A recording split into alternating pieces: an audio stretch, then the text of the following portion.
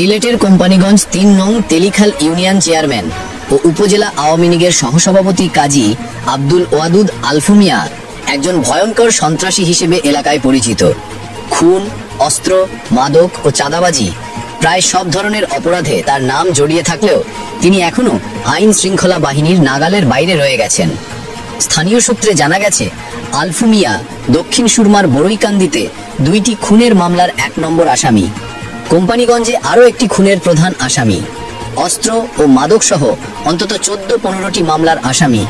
বৈষম্য বিরোধী ছাত্র আন্দোলনে প্রকাশ্যে বন্দুক উঁচিয়ে নেতৃত্বদাতা এবং অস্ত্রের মহড়া, চাঁদাবাজি, ভয়ভীতি ও সন্ত্রাসী কর্মকাণ্ডের সক্রিয় সদস্য।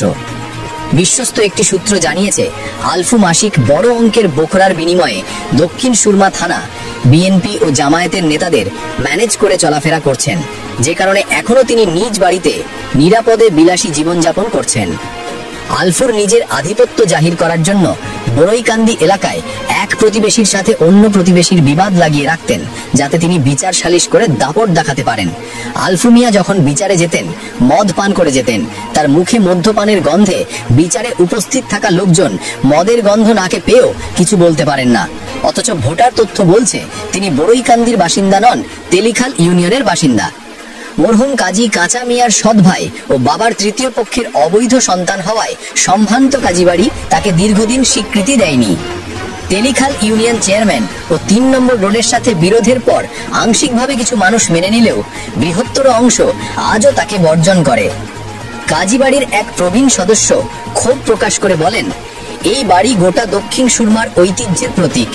এখানে কাজী তুলা মিয়া বাড়ি বলতে আমরা গর্ববোধ করি। আলফুর মতো সন্ত্রাসীদের জায়গায় এই বাড়িতে নেই। এছাড়াও আওয়ামী লীগ সরকারের সময়ে সিলেটের কোম্পানিগঞ্জে পানিপথে বালু উত্তোলন ও পাথর উত্তোলনের চোরা কারবারি আধিপত্য বিস্তার ও অবৈধ চাঁদাবাজির মাধ্যমে আলোচনায় ছিলেন আলফু মিয়া। অভিযোগ রয়েছে, নদীপথে চলাচলকারী নৌযান, পাথরবাহী ট্রলার থেকে নিয়মিত চাঁদা আদায় করতেন তিনি।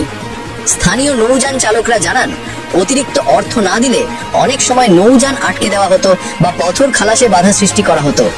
তার বিরুদ্ধে বেশ কয়েকটি মামলা থাকলেও প্রশাসন তাকে গ্রেপ্তার করছে না। এত মামলা থাকার পরও সে বড়ইকান্দি ১০ নং রোডে নিজের বাড়িতে অবস্থান করছে সন্ত্রাসী আলফু। আওয়ামী লীগ পালিয়ে গেলেও কাঁচা টাকার বন্ধ ভুলতে না পারছেন না দোসর আলফু।